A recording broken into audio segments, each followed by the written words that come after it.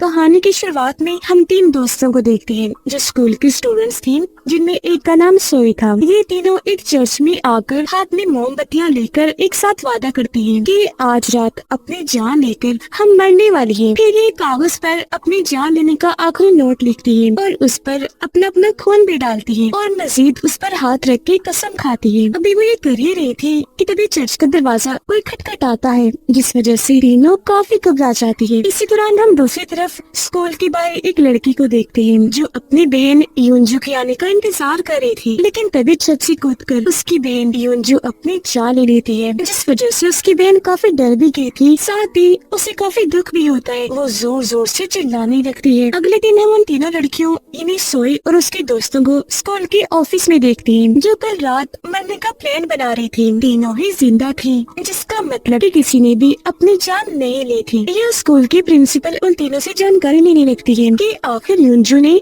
अपनी जान क्यों ली होगी। इनमें से सोई सबसे ज्यादा दुखी थी। इस वक्त भी वो काफी जज्बाती हो गई, इसीलिए वॉशरूम में आकर रोने लगती है। दरअसल यूंजू सोई की काफी अच्छी दोस्त थी और ये दोनों हमेशा साथ में रहा करती थी। इसी बीच हम बाथरूम के बाहर खड़ी यूंजू की आत्मा को देख पाते हैं, जो लगातार सोई को ही देखती जा रही थी। वो सोई के पास आकर हाथ लगाकर उसे छूना चाहती थी, आवाज भी लगाती है, पर जब सोई पीछे मुड़कर देखती है तब तक यूंजू की आत्मा वहाँ से जा चुकी थी। अब जब सोई क्लास में आती है तो यहाँ कुछ लड़कियाँ उसका रास्ता रोककर उसे परेशान करने लगती है और उससे यूंजू की मौत के बारे में पूछने लगती है, लेकिन सोई एकदम चुपचाप खड़ी रहती है, उन्हें कोई जवाब नहीं दे पाती। इतनी ही देर में यह सोई की दोस्त आकर उन लड़कियों को अच्छा खासा सुना देती है और सोई का हाथ पकड़कर उसे यहाँ से ले जाती है। आगे जब वो तीनों यानी सोई और उसकी दोनों दोस्तें जो उसके साथ अपनी जान लेने वाली थी, वो लंच के टाइम लाइन में लगी हुई थी, जहाँ तभी एक बदतमीज लड़की आकर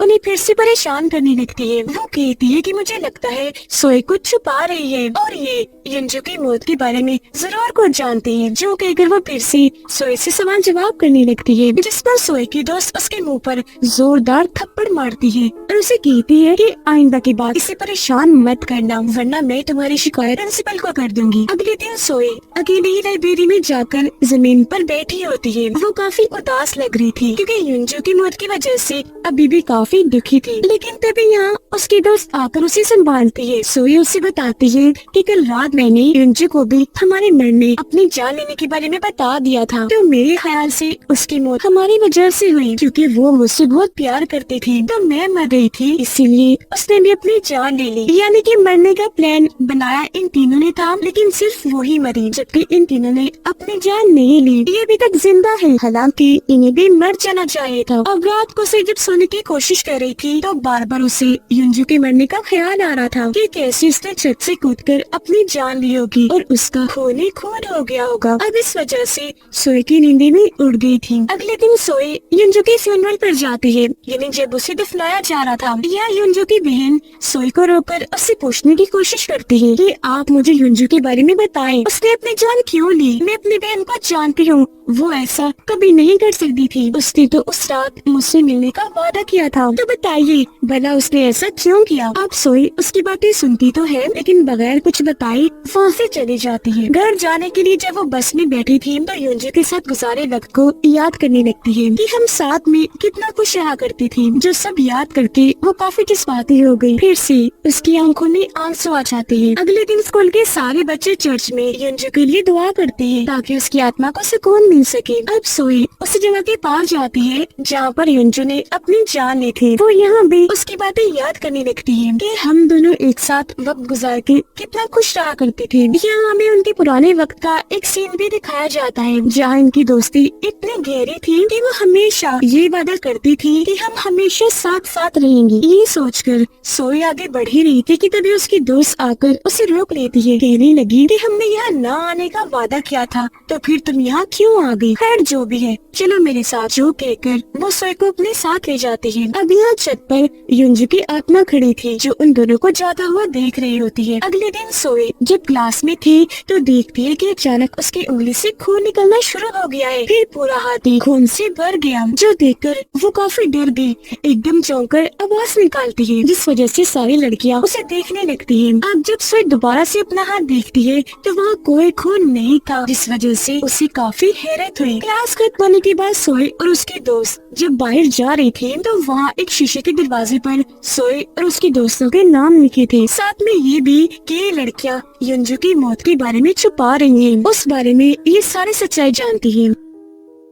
अब ये देखकर सोई के दोस्त को उस बदतमीज लड़की पर शक हुआ, इसीलिए वो फौरन उसके पास जाकर पूछती है कि तुमने हमारा नाम और हमारे बारे में वो बकवास क्यों लिखी वहाँ। जिस पर वो कहती है मैंने नहीं लिखा, मुझे कोई जरूरत नहीं है, और हो सकता है ये युंजू की आत्मा ने लिखा हो। रात के वक्त सोई और उसके दोनों दोस्तें चर्च में मिलते हैं। यहाँ सोई उन दोनों को कहती है क्यों न हम स्कूल में सबको सारी सच्चाई बता दें, जिससे हमें कभी भी कोई परेशान नहीं करेगा। ये सुनकर दोनों दोस्तें काफी हैरान रह जाती है। कहती है नहीं हम ऐसा नहीं कर सकते, अगर हमने सारी सच्चाई बता दी तो हमें स्कूल से निकाल कर कहीं और भेज दिया जाएगा, साथ ही हमारी काफी बदनामी भी होगी, कोई भी इज्जत नहीं करेगा हमारी, सब क्या सोचेंगे। जिस बात पर सोई मान जाती है कि ठीक है कि हम किसी को कुछ नहीं बताएंगे। अब जब ये तीनों घर के लिए जा रही थी तो उनकी एक दोस्त बार बार पीछे मुड़कर देखने लगती है। सोई और दूसरी दोस्त जब उससे पूछती है कि क्या हुआ, कौन है पीछे, बार बार पीछे मुड़कर क्यों देख रही हो, तो वो जवाब देती है कि मुझे ऐसा लग रहा है जैसे कोई कब से हमारा पीछा कर रहा है। पर उसकी दोस्त ये कहकर बात को टाल देती है कि तुम युंजू के बारे में कुछ ज्यादा ही सोच रही हो, इसीलिए तुम्हें ऐसा महसूस हो रहा है। मेरी बात मानो, उसे अपने ज़हन से निकाल दो, इतना मत सोचो उसके बारे में। अब इसी स्कूल की एक और बच्ची बिल्डिंग से कूदकर अपनी जान लेने की कोशिश करती है, क्योंकि उसकी क्लास की लड़कियां उसे बहुत परेशान करती थी, जिस वजह से उसे सुकून पाने के लिए मरने के अलावा और कोई रास्ता दिखाई नहीं दे रहा था। कूदने के लिए उसने जैसे अपने कमरे की खिड़की खोली, अचानक वहाँ आकर युंजू उसे रोक लेती है। साइड में गिराकर पहले उसके ऊपर थप्पड़ मारती है, फिर उसका गला घोंटकर खुद उसकी जान ले लेती है। अब रात के वक्त सोई की एक दोस्त को उसके डैड काफी मार रही थी, क्योंकि वो फुल शराब के नशे में थी। अपनी बेटी को इसलिए मार रही थी क्योंकि उन्हें लग रहा था कि वो ठीक से पढ़ाई नहीं कर रही, क्योंकि पेपर्स में उसके नंबर कम आए थे। उधर सोई की दूसरी दोस्त एक चाबी की मदद से अपनी सारी किताबें फाड़ने लगती है, क्योंकि उसे पता चला था कि इस बार फर्स्ट कोई और आया है। फिर वो चाबी अपने हाथ में पकड़ लेती है। यहाँ हमें पता चला कि ये चाबी उस स्टूडेंट को दी जाती है जो पूरे साल फर्स्ट आता है, पर क्योंकि इस बार फर्स्ट कोई और आया था, इसलिए अगले दिन प्रिंसिपल उसे वो चाबी वापस मांगती है, जिस पर वो कहती है कि प्लीज ये चाबी मेरे पास रहने दीजिए। यहाँ हमें पता चला कि इस बार फर्स्ट दरअसल युंजू आई है, जिसकी मौत हो चुकी है। ये जानकर सोई की उस दोस्त को काफी गुस्सा आता है, इसीलिए वो वहाँ से बाहर आ गई, क्योंकि हमेशा की तरह इस बार भी फर्स्ट वो ही आना चाहती थी। वो अब जाती है अपनी दूसरी दोस्त के पास क्लास में, जहाँ वो देखती है कि उनकी दोस्त की आंख पर चोट लगी है, क्योंकि कल रात उसके डैड ने उसे बहुत बुरी तरह मारा था। उसकी जख्मी दोस्त कहती है कि प्लीज आज रात तुम मेरे साथ मेरे घर पर रुक जाओ, क्योंकि मेरे डैड मुझे फिर से बहुत मारेंगे। जिस बात का वो कोई जवाब नहीं देती। अब ये दोस्तें जब लंच करने कैंटीन में गयी तो वहाँ कुछ लड़कियाँ ये अफवाह फैला रही थी कि युंजू ने कूदकर अपनी जान इसलिए ली क्योंकि वो माँ बनने वाली थी। ये अफवाह सुनकर सोई को काफी बुरा लगता है, इसीलिए वो अपने दोनों दोस्तों को लेकर बाहर आती है बात करने। अब उसके ऐसे करने से उसके दोस्तों को लग रहा था कि ये अफवाह सोई ने फैलाई, जिस पर वो मना कर देती है, ये कहती हुई कि मैं ऐसा कभी नहीं कर सकती, क्योंकि युंजू मेरी बहुत अच्छी दोस्त थी। वो जब बातें कह रही थी तो तभी उनकी दोस्त को पेड़ के पीछे कोई खड़ा हुआ दिखाई देता है। वो घबरा गई। उसने जब इस बारे में दोनों को बताया और जब उन्होंने वहाँ देखा तो वहाँ कोई भी नहीं था। अब सोई अफवाह की वजह से बहुत परेशान थी, इसीलिए वहाँ से जाने लगती है, लेकिन फिर से कुछ लड़कियाँ उसका रास्ता रोककर उसे परेशान करने लगती हैं और युंजू के बारे में पूछने लगती हैं, जिससे सोई को इतना गुस्सा आता है कि वो उन्हें साइड में धक्का मारकर वहाँ से जाने लगती है। तभी उसके सामने युंजू की छोटी बहन आ जाती है और रो रो कर उससे युंजू की माँ बनने वाली बात पूछती है। ये भी बताती है कि मैंने उसका पूरा कमरा चेक किया था, लेकिन वहाँ से मुझे कोई ऐसा सुराग नहीं मिला जो इस बात की तरफ इशारा करता कि युंजू अपनी जान लेने वाली है। सोई इस बार भी उसे कुछ नहीं बताती और वहाँ से चली जाती है। इस वजह से युंजू की बहन काफी दुखी हो गई और फैसला करती है कि अब मैं उस छत पर जाकर खुद ही इस बात का पता लगवाऊंगी कि आखिर मेरी बहन ने अपनी जान क्यों ली। वो जब छत पर गई कोई सुराग ढूंढने तो वहाँ उसे कुछ न मिला, इस वजह से वो काफी परेशान हो गई।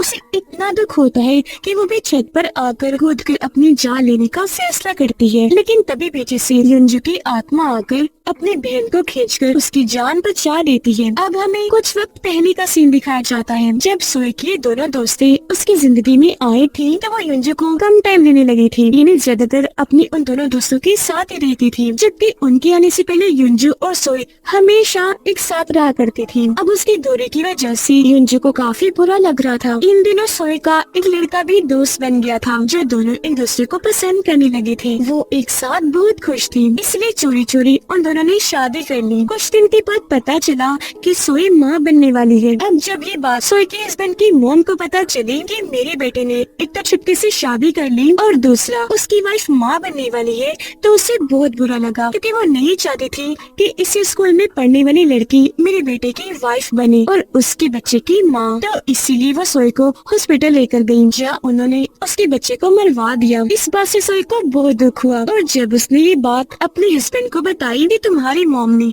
मेरे साथ ये किया, तो बजाय सोए का साथ देने वो उससे लड़ने लगता है, कहता है कि तुम एक अच्छी लड़की नहीं हो, मेरे लायक तो बिल्कुल भी नहीं। जो कहने के बाद वो उससे अपनी शादी ही तोड़ लेता है। इस बात से सोए इतना परेशान रहने लगी कि एक दिन गुस्से में उसने युंजू के साथ बहस कर ली, जिस वजह से उनकी नाराजगी हो गई। अब सीन वापस से प्रेजेंट टाइम इन्हीं मौजूदा वक्त में आ जाता है, जहाँ रात में सोए अकेले झूला झूल रही थी, लेकिन बार बार उसे ऐसा महसूस होता है जैसे साथ वाले झूले में युंजू की आत्मा बैठी है, जिसका चेहरा खून से भरा हुआ है। इस वजह से वो इतना घबरा गई कि हड़बड़ी में वो झूले से नीचे गिरकर बेहोश हो जाती है। अगली सुबह सोए जब क्लास में अकेली बैठी थी तो यहाँ वही बदतमीज लड़की आकर उसे धक्का मारती है, फिर से परेशान करने लगी और युंजू की मौत के बारे में पूछने लगती है। कहती है कि मैं जान गई हूँ कि तुम और युंजू बहुत अच्छी दोस्ती थी, इतनी अच्छी कि तुम्हारा बहुत प्यार था, लेकिन तुम्हारे दोनों दोस्तों को ये चीज बर्दाश्त नहीं हुई। वो जानबूझकर तुम्हारी दोस्ती में घुस गयी, इसलिए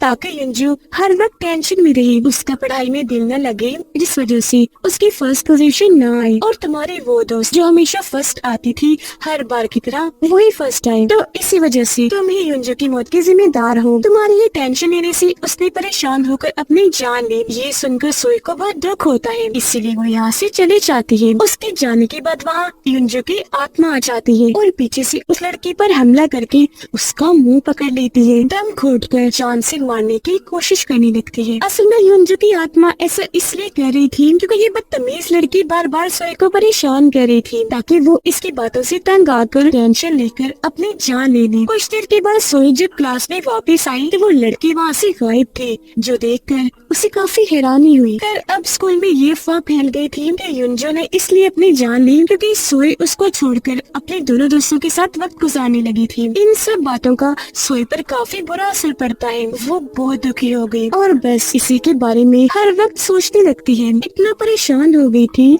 कि एक खिड़की पर अपना हाथ जोर से देकर मारती है, जिससे वहाँ का कांच टूट जाता है, जबकि सोए के हाथ पर भी काफी गहरी चोट लग गई थी, जिससे उसका खून बहने लगता है। सोए के हस्बैंड की मॉम गाड़ी से कहीं जा रही थी, वो फोन सुन रही थी और बहुत खुश नजर आ रही थी, लेकिन तभी अचानक उन्हें गाड़ी में अजीब सा महसूस होने लगा, जिसके साथ ही दर्दनाक आवाज वहाँ आना शुरू हो गई। ये आवाज इतनी बुरी और तकलीफ दे थी कि उनके कानों में चुभन पैदा कर रही थी, जिससे बचने के लिए उन्होंने अपने कानों पर हाथ रख लिया, लेकिन फिर भी नाकाबिले बर्दाश्त आवाज की वजह से उनके कानों के पर्दे फट जाते हैं और उनका खून बहने लगता है। साथ ही साथ अब आंखों, नाक और मुंह से भी खून बहने लगा था, जिस वजह से उन्हें इतनी तकलीफ हुई कि वहीं उनकी मौत हो जाती है, वो भी बहुत दर्दनाक। उन्हें भी युंजू की आत्मा नहीं मारा था क्योंकि सोए के बच्चे को उन्होंने मरवाया था, इसलिए जिससे हम जान पाए कि युंजू हर उस इंसान को मार रही है जिन्होंने कभी भी सोए को परेशान किया हो, उसे तकलीफ पहुंचाई हो। अब स्कूल में सोए की दोस्त उसे फंसाने के लिए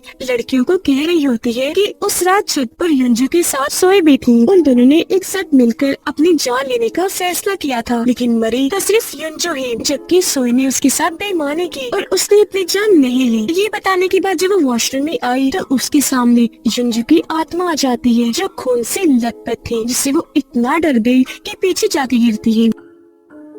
थोड़ी देर के बाद जब वो क्लास में आई तो अपने दोस्त को इस बारे में बताती है कि मैंने वॉशरूम में युंजू की आत्मा को देखा, वो अब हमें भी नहीं छोड़ेगी। जो सुनकर उसके दोस्त को यकीन नहीं आता क्योंकि उसे लग रहा था कि ये बस इसका वहम होगा। अब जब वो क्लास से बाहर आई तो उसे फिर से खिड़की के बाहर युंजू की आत्मा दिखाई देती है, जिससे वो इतना घबरा गई कि जोर जोर से चिल्लाने लगती है। उसकी आवाज सुनकर सारे वहाँ आए तो उसने बता दिया कि बाहर युंजू की आत्मा है। अब जब सारे बच्चों ने बाहर देखा तो वहाँ युंजू की आत्मा कहीं भी दिखाई नहीं देती, बस वहाँ युंजू की छोटी बहन ही खड़ी थी। थोड़ी देर के बाद युंजू की छोटी बहन क्लास में आती है सोई से मिलने के लिए। इस बार वो अपनी बहन के बारे में सोई से कोई सवाल नहीं करती बल्कि उसे रिलैक्स करती है, शांत करने लगी, क्योंकि इस वक्त भी सोई काफी परेशान थी, जिससे हम समझ पाए कि असल में युंजू की आत्मा ने अपनी बहन को सब कुछ सच सच बता दिया था। अब जब सोई की वही दोस्त जिसे बार बार युंजू की आत्मा दिखाई दे रही थी, वो उसकी बहन के बाल पकड़कर उसे पीटने लगती है, क्योंकि उसे लग रहा था कि युंजू की बहन ही बार बार अपनी बहन की आत्मा बनकर मुझे डरा रही है। ये देखकर सोई उन लोगों की लड़ाई छुड़वाकर उन्हें शांत करती है और युंजू की बहन को वहाँ से जाने का कहती है। अब युंजू की बहन वहाँ से जाने के लिए मान तो गई, पर जाते जाते वो सोई की दूसरी दोस्त को कहती है कि अच्छा होगा अगर तुम सारी सच्चाई सबको बता दो, जिस बात से सोई की उस दोस्त को इतना गुस्सा आता है कि वो युंजू की बहन को धक्का मारकर क्लास से बाहर करती है और दरवाजा बंद कर लेती है। अब सोई की वो जख्मी दोस्त जिसे बार बार युंजू की आत्मा नजर आ रही थी, डर की वजह से वो वॉशरूम में आकर छुप जाती है, पर तभी यहाँ उसकी दूसरी दोस्त आकर उसे संभालती है और समझाने लगी कि देखो तुम खामखा युंजू की आत्मा से डर रही हो, वो मर चुकी है और अब कभी भी वापस नहीं आ सकती। लेकिन फिर भी उसकी दोस्त को डर लग रहा था, इसलिए वो कहती है कि चलो बता देती है सबको सारी सच्चाई। जो सुनकर उसकी दूसरी दोस्त ऐसा करने से मना करती है। उसे लगा कि अगर ये बाहर गई तो अपना मुंह खोलकर सारा काम खराब कर देगी, इसीलिए उसे स्टोर रूम में बंद करके वहाँ से चली जाती है। सो जब क्लास में अकेली थी तो उसे एक लॉकर से किसी लड़की के बाल बाहर आते हुए नजर आते हैं। उसने जैसे वो बाल बाहर की तरफ खींची, अचानक लॉकर खुल गया। वहाँ उस बदतमीज लड़की की लाश पड़ी थी, जिसकी हालत बहुत बुरी थी। एक तो वो खून से भरी हुई थी, ऊपर से उसे तोड़ मरोड़ कर लॉकर में रखा हुआ था, जो देखकर सोई काफी डर जाती है। अब सोई की वो दोस्त जो स्टोर रूम में बंद थी, वो आकर युंजू उसे डराने लगती है, जिससे वो इतना घबरा गई कि दूर दूर जाके गिर रही थी। जबकि उसकी दूसरी दोस्त जिसने उसे स्टोर रूम में बंद किया था, वो अपनी कंप्यूटर क्लास ले रही होती है। तभी अचानक वो देखती है कि कंप्यूटर के अंदर से युंजू की आत्मा निकलकर बाहर आ रही है, जिससे वो इतना घबरा गई कि वही नीचे गिर जाती है। वो फौरन उठ के खड़ी हुई और अपने दोस्त को चेक करने स्टोर रूम में आती है, लेकिन उसकी दोस्त वहाँ मिलने की बजाय उसे वॉशरूम में मिलती है। इसके पूछने पर उसने बताया कि मुझे यहाँ युंजू की आत्मा लेकर आई है और अब वो चाहती है कि हम सारी सच्चाई पूरे स्कूल को बता दे, वरना वो हमारे साथ बहुत बुरा करेगी। ये बताने के बाद वो अपने दोस्त को धक्का देकर स्कूल की छत पर आ जाती है, ताकि यहाँ से कूदकर अपनी जान ले सके, क्योंकि इस तरह डर डर कर वो तंग आ गई थी। तभी यहाँ भी उसकी दोस्त आ गई, समझाने लगती है कि देखो पागल मत बनो, क्यों कर रही हो ऐसा। तो वो जवाब देती है क्योंकि इस तरह सच को अपने अंदर दबाकर मैं नहीं रह सकती और मेरी डैडी मुझसे प्यार नहीं करती, जब दिल चाहे मुझे पीट के रख देती है। सच ना बताने की वजह से युंजू मुझे डराने आ जाती है, इसीलिए अब मेरा मरना ही ठीक है। इतना कहते ही वो दीवार से कूद जाती है और वही मौके पर उसकी मौत हो जाती है। अब उसे ये सब करता सोई ने भी देख लिया था, इसीलिए वो जल्दी से उसके पास आकर उसकी लाश को अपनी गोद में लेकर रोने लगती है। इतनी देर में यहाँ बहुत सारे स्टूडेंट्स और टीचर्स आ गए। यहाँ लोगों की भीड़ लग जाती है और क्योंकि इस सब की वजह से सोई सदमे में चली गई थी, इसलिए उसे टीचर संभालती है, जिसके बाद उसे घर भेज दिया जाता है। अब इनकी दूसरी दोस्त दूर से ही खड़े होकर उसकी लाश को देख रही थी। हालांकि वो उसकी दोस्त थी, पर वो उसके पास तक नहीं आती, बल्कि खुश थी, क्योंकि उनकी सच्चाई जानने वाली एक लड़की कम हो गई थी। कि रात के वक्त वो प्रिंसिपल ऑफिस में जाती है ताकि वो चाबी वापस ले सके, जो कि प्रिंसिपल ने उसे वापस ले ली थी। वो चाबी ढूंढ ही रही थी कि तभी अचानक उसके सामने युंजू की बहन आ जाती है। चाबी उसके हाथ में थी, जिसे दिखाकर वो कहती है चलो बोलो, सारी सच्चाई बता दो। लेकिन वो कुछ भी नहीं बोलती, उल्टा उसी के सर पर किसी चीज से वार करके उसे बेहोश कर देती है। बेहोश करने के बाद वो उसके पास जाकर चुपके से कहती है कि तुम्हारी बहन युंजू पागल थी जो सोए की जगह खुद मर गई। ये कहने के बाद वो यहाँ से सीधा चर्च में जाती है। उस रात इन्होंने जो अपनी जान लेने वाला नोट लिखा था उसे जला देती है ताकि उस रात का कोई भी सुराग बच न सके। ये करने के बाद वो सीधा सोए के पास जाती है और उसे कहने लगी कि हमारे उस दोस्त को युंजू ने ही मारा है और अब वो हमें भी नहीं छोड़ेगी, मार डालेगी। तो अब चलो उठो चर्च जाते हैं ताकि गॉड से अपनी गलतियों की माफी मांग सके। ये बात मानकर सोई उसके साथ चर्च में आ जाती है, पर जैसे दोनों एक कमरे में जाने के लिए अंदर गए तो उसकी दोस्त फौरन बाहर आकर दरवाजा लगा देती है और सोई को अंदर ही बंद कर देती है। और अब यहाँ ये राज खोलती है कि उस रात मैंने अपनी जान लेने का प्लान सिर्फ तुम्हें ही मारने के लिए बनाया था, क्योंकि तुम्हारी वजह से मैं हमेशा फर्स्ट आने से रह जाती थी। यानी कि उस रात प्लान के मुताबिक सोई के दोनों दोस्तों ने सोचा था कि इस प्लान में हम सोई को धोखा देंगे, यानी मरने का प्लान होगा तीनों का ही, लेकिन जब कूदने की बारी आएगी तो वो ना कूद कर सिर्फ सोई को ही कुदा देंगी। इसी के साथ हमें पास्ट यानी माजी का वो वक्त दिखाया जाता है जब ये सब कुछ हुआ था, जहाँ चर्च में सोई और उसकी दोनों दोस्तें बैठकर अपनी अपनी जिंदगियों के मसले बता रही थी और जान लेने का प्लान बनाती है। अब जिस दिन इन्होंने अपना ये प्लान सरंजाम देना था उससे एक दिन पहले सोई की दोनों दोस्तें ये प्लान बनाती हैं कि हम सिर्फ सोई का कूदने में साथ देंगे पर उसके साथ कूदकर अपनी जान नहीं लेंगे, जिससे सिर्फ वही मरेगी, हमारा काम भी हो जाएगा, किसी को शक भी नहीं होगा। अब प्रेजेंट टाइम में सोई की दोस्त सोई पर हमला कर देती है, उसका गला घोंटकर जान से मारने की कोशिश करती है, फिर तार उसके गले में लपेट कर फांसी से लटका देती है। ऐसा वो इसलिए कर रही थी ताकि सोई के मरने पर सबको यही लगे कि इसने भी अपनी जान ली, जिससे उस रात वाली सच्चाई को जानने वाली आखिरी सोई भी मारी जाए और किसी को कभी भी उस रात के बारे में नहीं पता चलेगा। पर तभी यहाँ युंजू की बहन आ जाती है। यहाँ हम देख पाते हैं कि युंजू ने उसके जिस्म को पोसेस किया हुआ है, यानी उसे अपने कंट्रोल में कर युंजू उसके अंदर आ गई है। वो यहाँ आते ही अपनी ताकतों से सोई को फांसी से निकाल कर उसकी जान बचा लेती है और वो सोई के दोस्त को ही फांसी पर लटका देती है। तार को वो इतनी जोर से खींचती है कि उसका गला दब जाता है, जिससे उसकी मौत हो जाती है। इसके बाद अब हमें वो दिन दिखाया जाता है जिस दिन इन तीनों ने अपनी जान लेनी थी। उनका प्लान रात का था, जबकि सुबह को स्कूल टाइम सोई युंजू को बता देती है कि आज मैं अपनी दोनों दोस्तों के साथ अपनी जान लेने वाली हूँ। ये बताते हुए सोई रो रही थी, पर युंजू उसे शांत करती है ये कहकर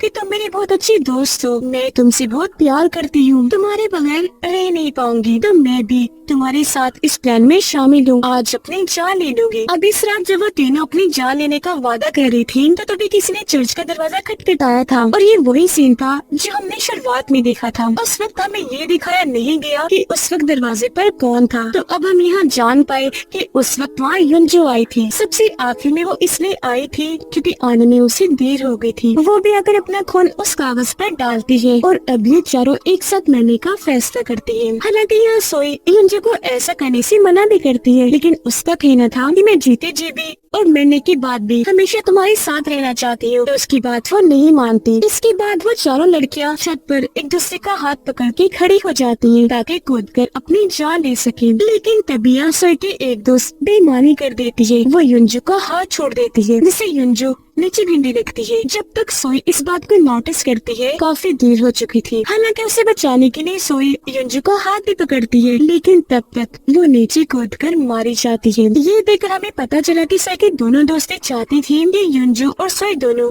एक साथ मर जाएं और वो दोनों बच जाएं, पर यहाँ मरी तो सिर्फ युंजू। प्रेजेंट टाइम में हम युंजू की आत्मा और सोई को छत पर खड़ा हुआ देखते हैं। यहाँ दोनों एक दूसरे को प्यार करती है। ये सोई जज्बाती होकर युंजू से माफी मांगती है, तो वो सोई के गले से लग जाती है। अब सोई देखती है कि ये मुझसे इतना प्यार करती है, इसीलिए उसने फैसला किया कि मैं भी कूदकर अपनी जान ले लूंगी, फिर हमेशा युंजू के साथ रहूंगी जैसा हमने वादा किया था। और वो उसका हाथ पकड़कर छत की दीवार पर खड़ी हो जाती है। जैसे कूदने लगी युंजू की बहन आकर सोई का हाथ पकड़कर उसे बचा लेती है। तब यहाँ अपनी बहन को देखकर युंजू सोई से कहती है कि तुम मरने की बजाय मेरे साथ जाने की बजाय जिंदा रहो और मेरे बाद अब मेरी बहन की बड़ी बहन बनकर उसका ख्याल रखो। जिस पर सोई उसे वादा करती है कि तुम परेशान ना हो, मैं ऐसे ही करूँगी, तुम्हें या इसे कभी भी कोई शिकायत नहीं होगी। ये सुनकर युंजू की आत्मा काफी खुश हो गई और अब वो इन दोनों को हमेशा के लिए छोड़कर वहाँ से चली जाती है। इसके बाद हम सोई के हस्बैंड को देखते हैं जिसने अब दूसरी शादी कर ली थी। वो दोनों जैसे लिफ्ट में गए हम लड़के का चेहरा देख पाते हैं जो हूबहू